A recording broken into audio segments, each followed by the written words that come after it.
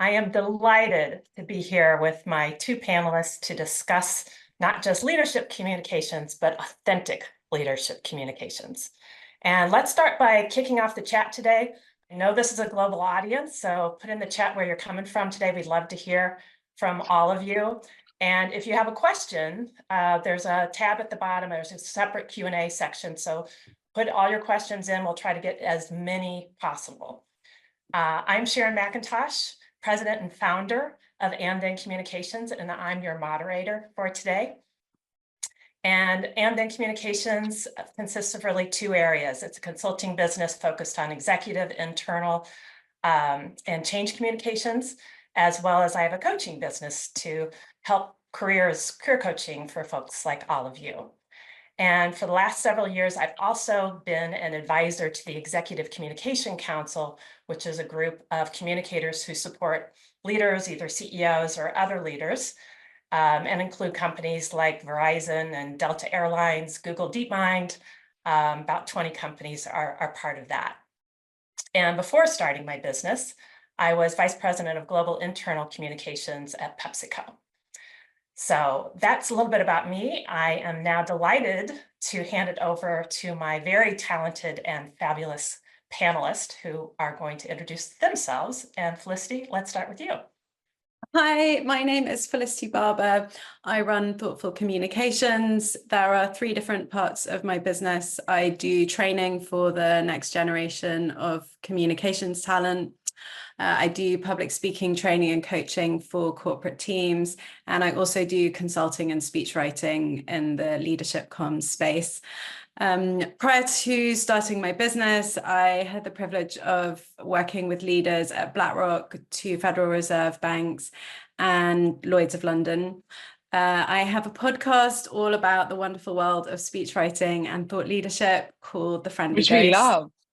Thank you. Great podcast and fun. We have a lot of fun making it. Prior to starting my own company, I told you my experience prior to doing this. As you can probably tell, I'm from the UK, but home is New Jersey in the US, where I live with my husband, kids, and 2 cats. And a fun fact about me is I once wrote a book that was given as a gift to the late Queen Elizabeth II. Over to Daniela. Wow, that puts a lot of pressure on me.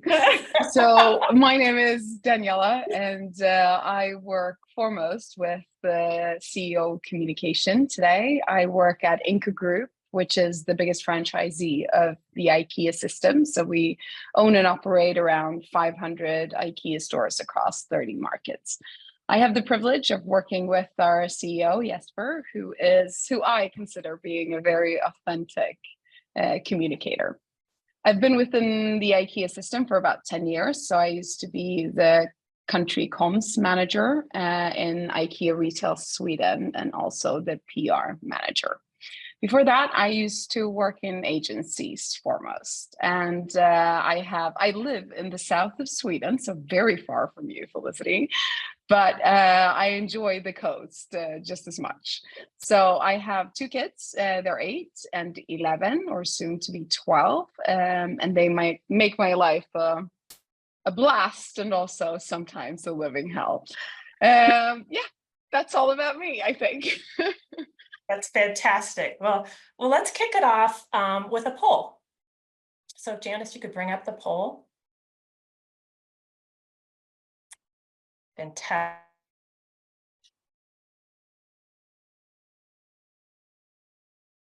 Leadership comms comes across as authentic. Yes, all the time. Yes, for the most part. Sometimes, but not consistently, or not really. So if you could put your answers in there, we'll get kind of a sense of where authentic leadership is in your organization. And then I'll also respond. I know Popular responded in the chat, but the name of the podcast for Felicity is The Friendly Ghost. And there's, in the resources section, there's other podcasts as well. All right, Janice, you want to bring up the results? Okay, so 47% said sometimes, but not consistently. yes for the most part. And the great news is the sort of not really answer is around 7%. So what's your reaction to that, Daniela? I think, no, I think interesting, right? I mean, still the bigger part is still connected to most part, I do want to say, and like sometimes, but maybe not consistently. I think really interesting. I think from our organization's perspective, I think we are in the most part. And I think we're always with that in mind. I mean, we are guided by several states of like values and the culture that we bring, which is being close to people. So I think from our perspective, it's our promise is within being authentic and real to all of the people that meet us, either if they're customers or if they're colleagues. So for us, that's, I would say it has yet another dimension to it. That's true. And how about you, Felicity? I mean, I think it's really interesting that there was such a small percentage who felt like their organizations and their leaders were really nailing it, because in the last, I mean, since the pandemic, really, I've seen internal comms and leadership comms just absolutely explode as a discipline and a practice. But even as it's become, you know, such an in-demand skill set, it shows that there's only still a very small percentage of organizations and leaders who are really, really nailing the, you know, employee experience. Yeah, it's a great question. I wonder if we would have taken this before the pandemic. Because the pandemic just completely changed leadership communications. These CEOs were so focused on internal comms during that time period. So it really raised the discipline in general, which is cool. Okay, well, let's go to our first question. And this is about common challenges. So what are some common challenges that leaders face in communicating authentically? And how can communications team help address these challenges to ensure they resonate with their audiences? And Danielle, I'm going to start with you. Yeah, I think from my perspective, I think that the problem is that we live in a time that is connected to like the canceling culture, which means that I think many leaders fear making mistakes. And that often puts you in a situation where you are restricting yourself to be yourself in a way. And I think one of the things that I really try to empower the people that I work with is like, if we just try to enhance and empower you to be more of you and look at the strengths that you have, that will often put you in a much more comfortable situation, which will also make you come through in a much better way. I think I also really stress the fact that if you have taken a business decision that you can't stand for, then of course communication will be super difficult. If you take business decisions that follows your values and that you feel comfortable with, then communication will not be a problem. Like communication will only be able to support you in amplifying the message. Also explain perhaps why that decision has been taken.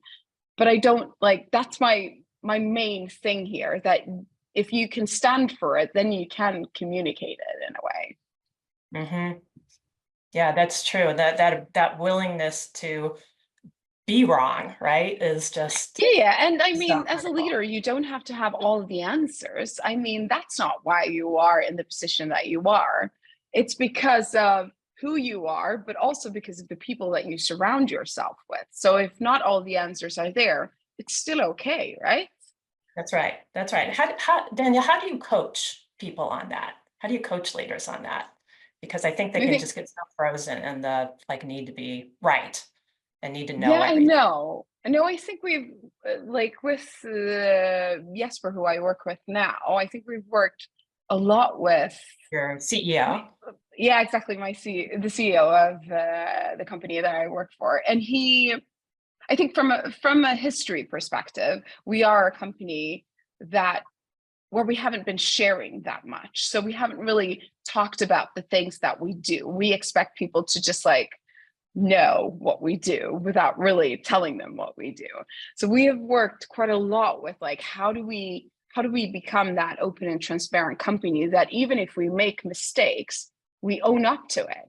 So instead of with communication trying to build this perfect house that is shiny, and as soon as some journalist or media comes scrutinizing bits and pieces of it, it just falls apart and it's in a major crisis.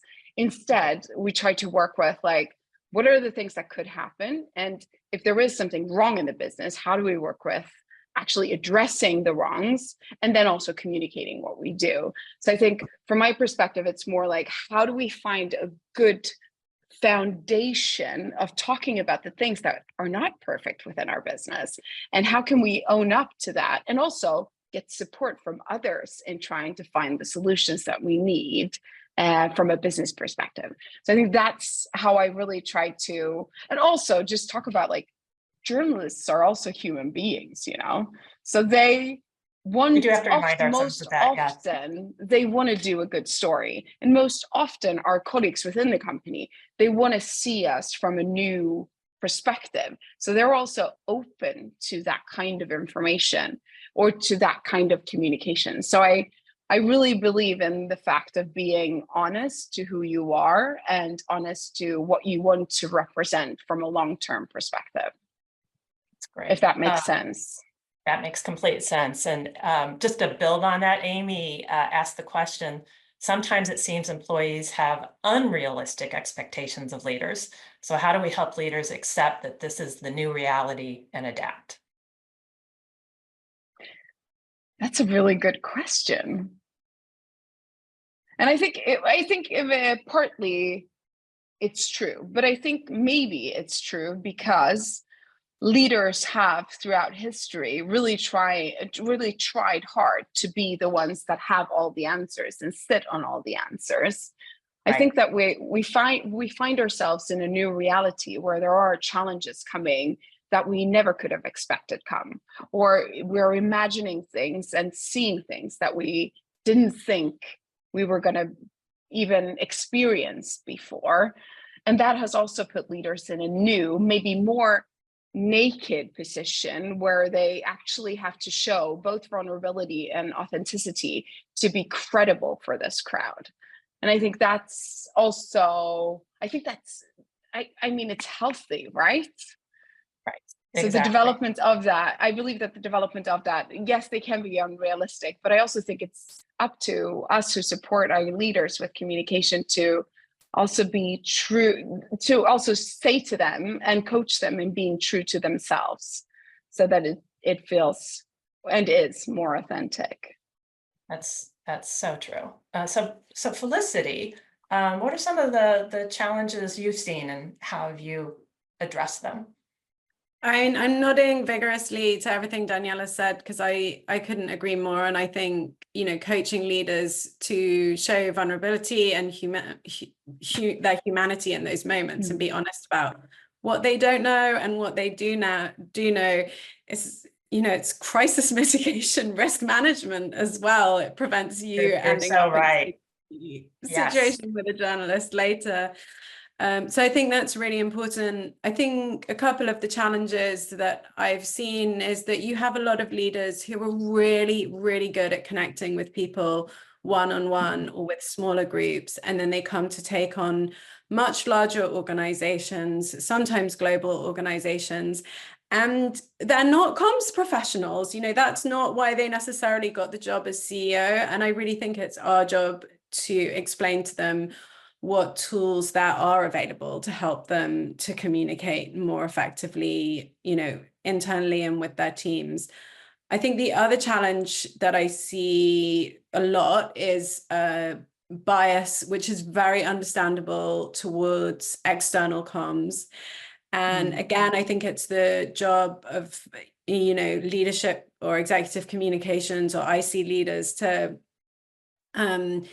support CEOs, saying, even if there is something that you're saying externally, are you using your internal channels to explain it? Because your employees want to hear it direct from you. They don't want to read the press release. They might see it on LinkedIn. I have seen LinkedIn as a really good, channel for reaching your employee population, but they want to hear it directly addressed to the employee population, even if it's exactly the same messaging that's being delivered externally. That's great. I agree. Yeah, I totally agree. And to your first point, Felicity, I didn't put if anybody is interested in this resource, the Executive Communication Council put out a document that communicators can use to say, hey, here's what I can do as an executive communications professional to support you. Because I think a lot of folks, when they first go into this, you can get caught into end up being the person's PowerPoint sidekick. Yeah. And you don't get to do the strategic things that really help the leaders. So I think that's as important as well. One of the things really important for us to explain what we can do. I think sometimes we're not very good at, communicating our own skill set. So true. Yeah, if anybody wants a copy of that document, just reach out to me on LinkedIn and I'll send it over to you. It's a free document. One of the things I was thinking of when I was thinking about this question of challenges is consistency. And I was thinking of a leader that I supported years ago, and his platform, which was beautiful, was on humility. And he was kind of had a psychology background.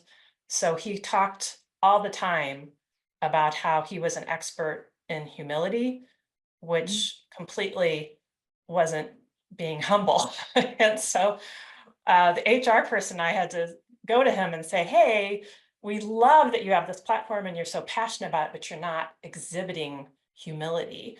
And he hadn't sort of even thought about that and said, really what we need to do is switch you more into listening and to showing the traits of humility. So I think those types of that consistency of message across channels, across audiences is really one of the challenges that you as a communications person can be certain that you're sort of keeping that consistency as well.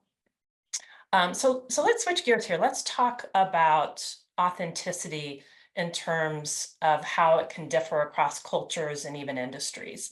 So how do you navigate cultural nuances and industry-specific expectations to ensure leadership communication remains both genuine and relatable? And Felicity, I'm going to go to you first this time. I mean, I think like all different types of communications, you have to start with the audience. And when you're, if you are supporting a leader who is got a global organization, getting them out to those global offices is so important. They're going to be speaking at global events. Tapping into your global teams as a communications professional is just so critical. Those people are going to be a wealth of knowledge. And I think when we think about, translating between cultures, we often think about, maybe faux pas. And I've made my fair share in the US of like things that don't necessarily translate from British to American English. But I think there's also just all of these other things that your leader can do. And, just to share an example, a speech I was working on maybe more than 10 years ago was for a leader who was speaking at the conference of an international organization, like a IMF or a World Economic Forum, something like that, speaking at an event celebrating Korean culture. And I tapped into our team in Korea. They told me not just the kind of do's and don'ts, but all of these things that would be really phenomenal if he touched on. And we had such a great response from the audience after that. And I really always make it my business to tap in if I'm writing for, someone who's speaking at an international event, to tap into that team, because they're just always a wealth of knowledge and can just make things so much better. And you still delivering, you know, the important messages and helping that leader come across as their best selves. But you know, it's only additive to learn more about the audience. And I've also seen it, you know, sometimes it's not necessarily about international or global authenticity. I think sometimes, you know, I've seen generational challenges, maybe when a leader makes comments that might have been appropriate 20 years ago and are not so appropriate now. So it doesn't matter what the group is, whether they're in, you know, Asia or South America or in New York or London. It's about, you know, understanding that audience, and then, you know, if things don't go right, just having the confidence to kind of course correct or find the right person who should be giving the advice to course correct sometimes on the messaging. Yeah, those local leaders can be just gold in those situations, as far as having, you know, doing the research and helping you understand how to prep your executive in that country or with that audience. It's so true. Daniela, what's been your experience?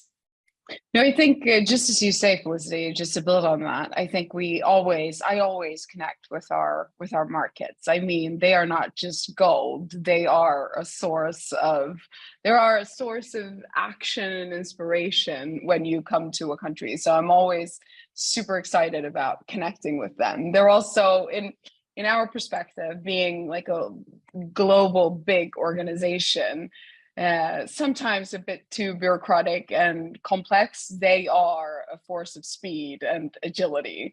So that is, I do want to say, like, that is my main point of contact whenever Jesper does anything outside of like a global forum. So these are, they are really important in order to make that good. And then I think from our perspective, just as you say, with the generational parts, I think it's so important to own it in a way. Like, I've heard some of my spokespeople talk about, you know, them and us and so on, where you're like, not here, you know. You're like standing in the back doing this, and they're like, oh, what I mean is, yes, exactly, that's what you mean. Also being like, having a Swedish heritage, like we're good at English, but we also tend to translate straight from Swedish to English, and also with sometimes a really strong accent. We even call it the IKEA accent, because it's quite strong within our community. That can also turn out really wrong sometimes, where you're like, you've seen those like Instagram videos where people try to speak English in a really good way, but with like a Swedish translation. If not, watch it, because then you get an opportunity to see how it could work in the IKEA world. But I mean, I echo what Felicity is saying, like working with the countries and also working with the audience. I think sometimes I also try to test it with some of the audience. We work with like a youth forum, for example. Sometimes we test things with them to understand, like, is this the right tone of voice and tonality, and do we use the right kinds of words that now should be used in this forum? So it is all about like research and trying to really putting time and effort into meeting the audience and understanding the relevance. Jesper is always very clear that he wants to pick up people where they are.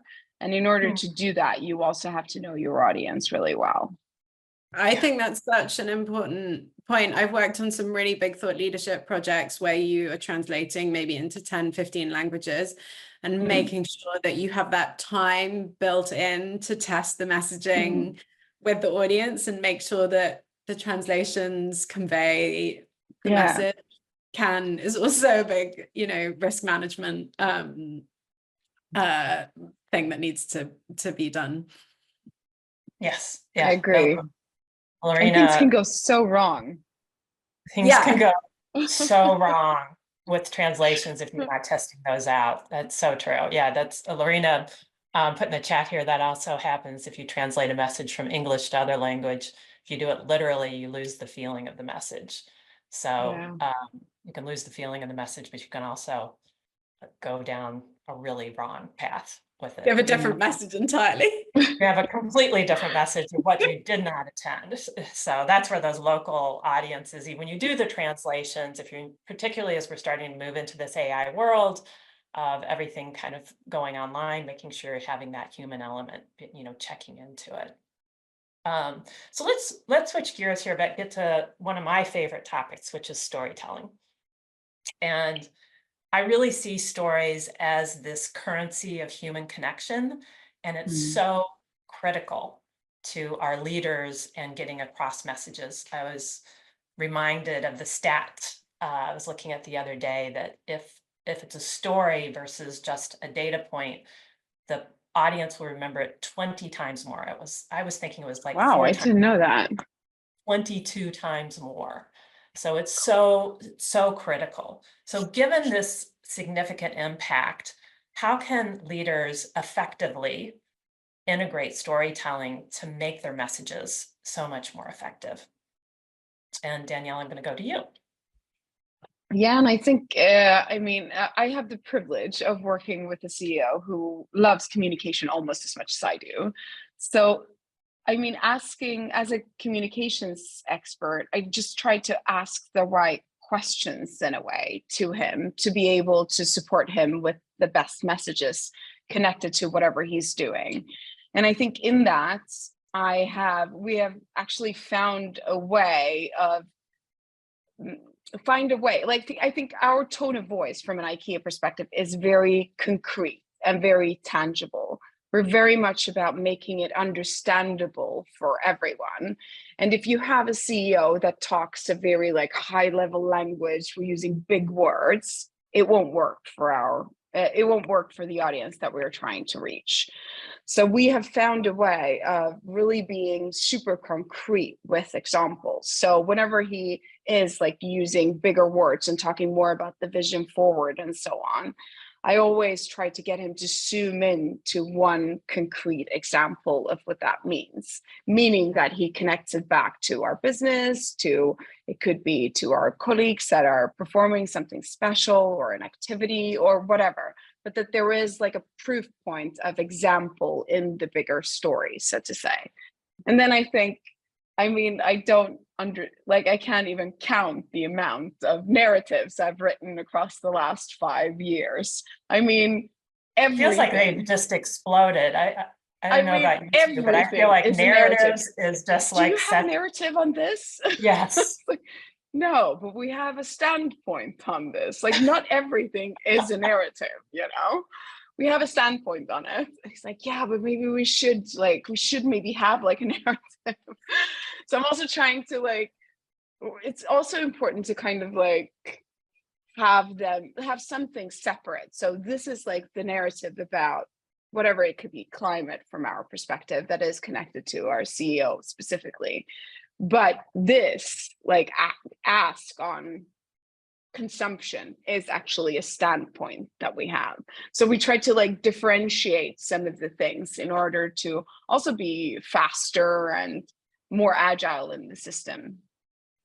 But I think for me, narratives and storytelling is super important. When I hear it has the impact, it has 20 times more impact, I will definitely continue to use that.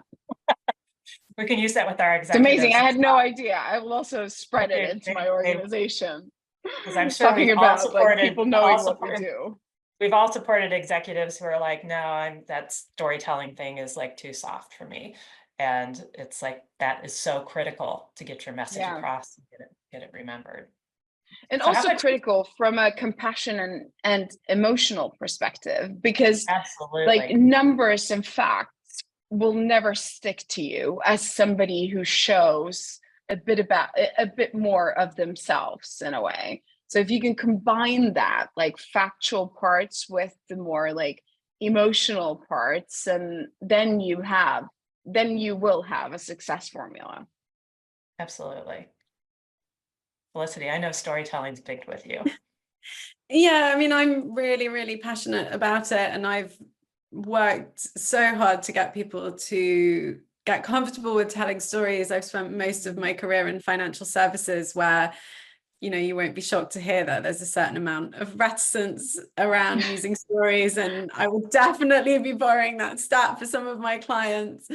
I think one of the things that I've seen in the last year really is I've been working with a few new CEOs who are new to their role, and it's helping them understand how to take stories that are really compelling and that they're really comfortable telling in small groups, and you know, helping them to shape them for something that might work for a town hall, or, you know, an anecdote that could work for a board meeting that just helps them connect with that audience. So some of the things that, you know, I'll do is bring lots of different prompts to meetings so that we can hone in on a few stories so that they have a kind of library in their head of stories that can really work for different audiences and, you know, different contexts.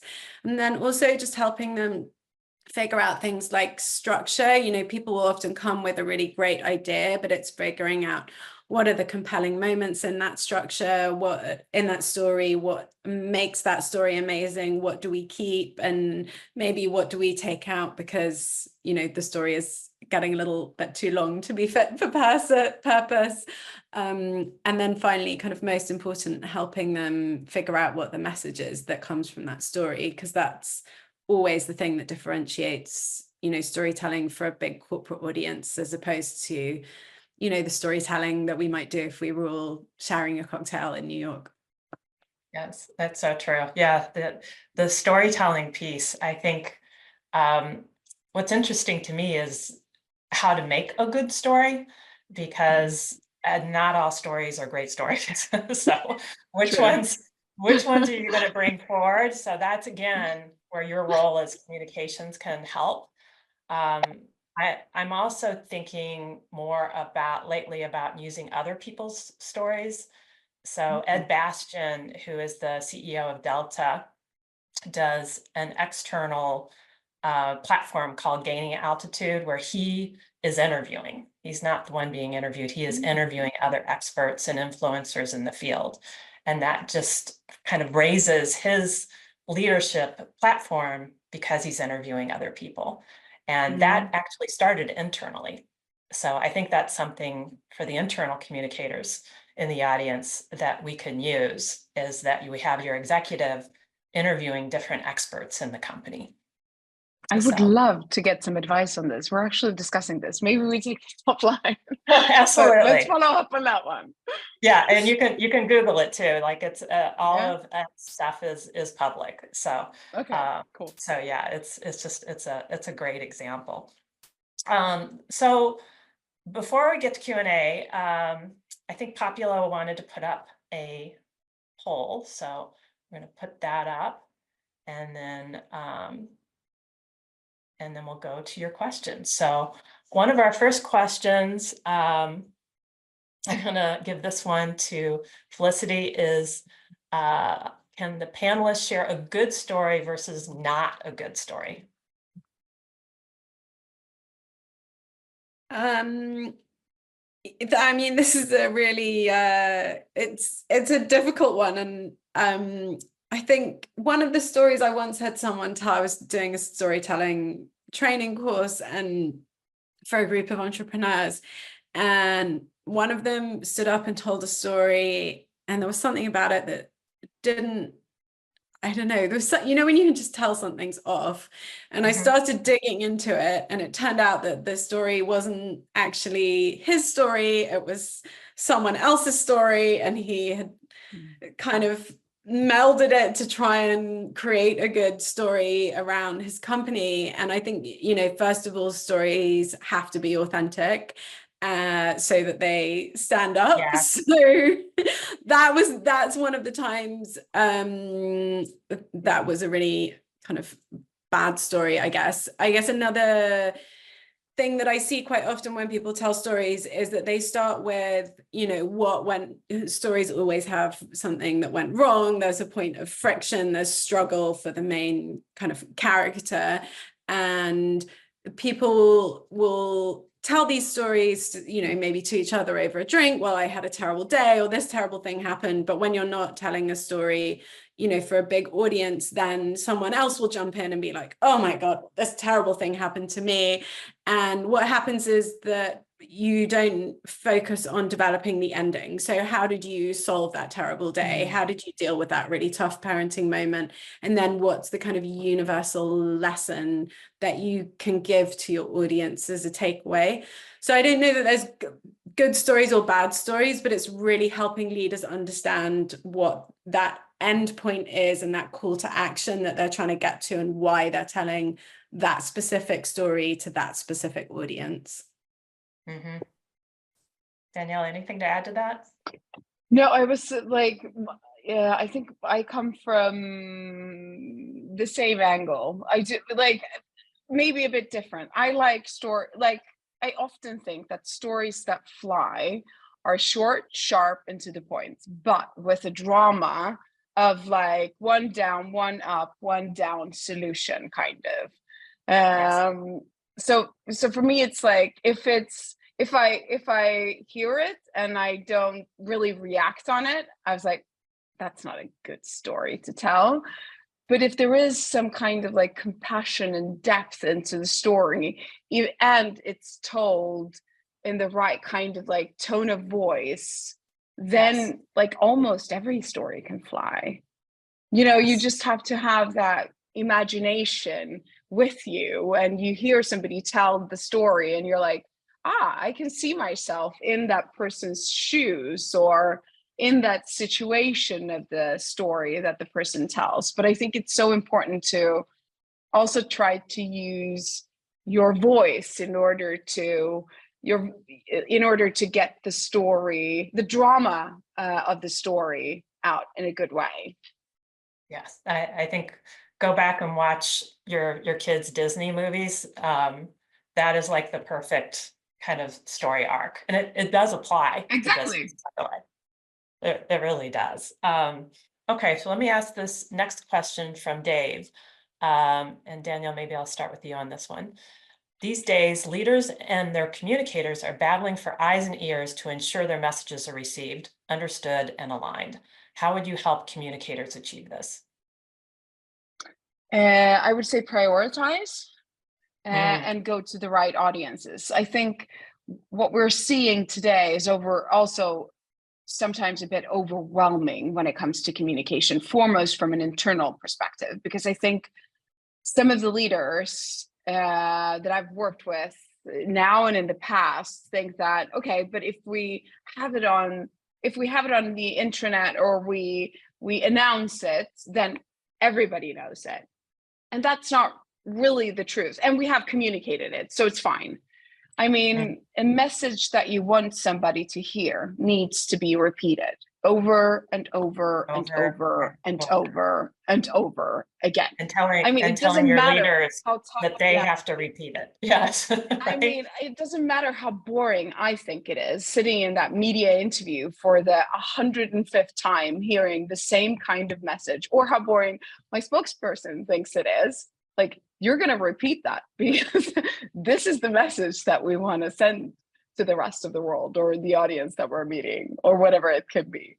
And I remember when I started in this position, like 6 years ago, meeting Jesper is very like energetic, and he always wants something new, like, what is the new thing in this?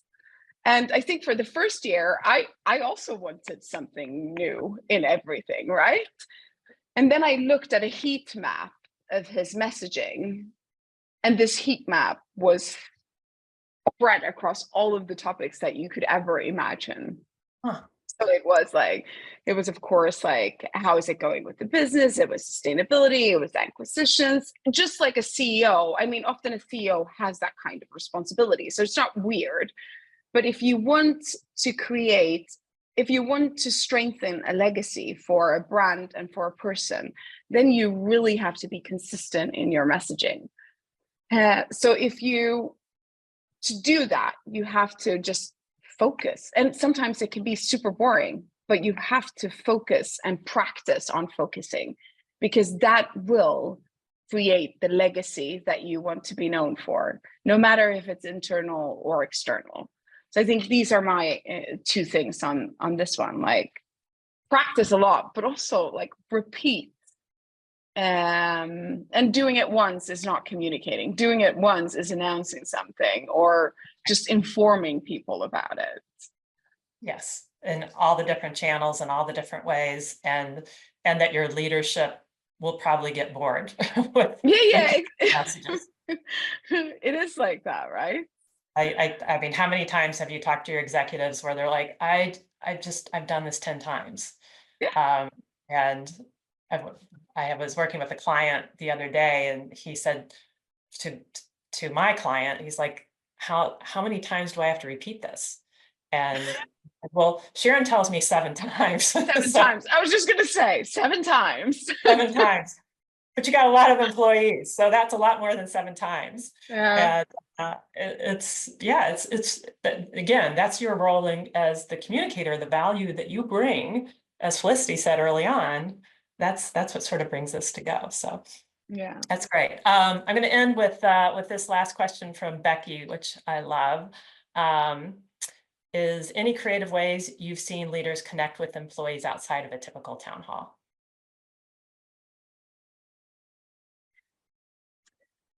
I mean, I would say the leaders who are willing to just go and sit down in the cafeteria if you're in person, you know, if you work in a global organization in particular, for the employees, it's often like meeting a celebrity. So if you've got a CEO who's willing to just say, hey, can I have a seat with this group? You know, I've seen a leader do it, and it kind of blew people away, to be honest. They were so surprised. And the more, you know, every international trip that they're doing, again, if it's a global organization, making sure that they're having a moment in person, preferably more than that, in small groups with the CEO, can just, you know, make the world of difference. If you have frontline staff as well, you know, people who are out on the ground, maybe in, you know, telecoms or retail, all of those industries, where you have people, you know, literally in shops or repairing telephone wires or whatever it is, you know, having leaders meet people in person, I think there's nothing that replaces that, particularly, you know, as we've kind of emerged from the pandemic and everyone is, you know, looking for those in-person ways to connect. Right. Yeah, and I agree on that. I think that's I like, for me, it's common sense that a CEO does that. And I always, when we visit a market, this is what we do. Like, you visit a store, you do the store tour, and then you also have that coffee with colleagues, or like a Q&A session where it's often that we switch the roles around, where they're not asking Jesper questions. Jesper is actually asking them questions because they have the insights of the customers, the insights of the hinders maybe in the store and the retail operations of that. So I think this is something that is deeply appreciated by colleagues. And I honestly think that it should be something that everyone does, because taking decisions in reality must be the only right thing to do, in a way. Absolutely. All right. So last question to wrap us up. What's one tip you would give on leadership communications to this audience before we wrap up on leadership? And Felicity, I'll start with you.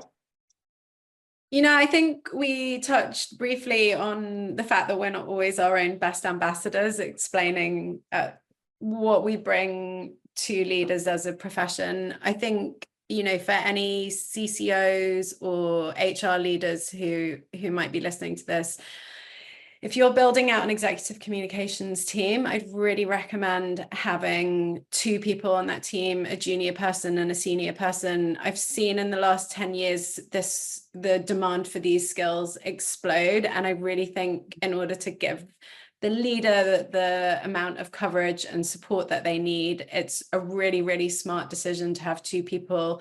It's good for succession planning. And it also means that you've got speechwriters and exec comms professionals who are learning all of those management skills if they do have aspirations to move up within the broader communications organization. And I'd love to see more leadership comms professionals move into those roles, which have traditionally been, more people from the PR side of corporate communications. Awesome. And Daniela, your tip?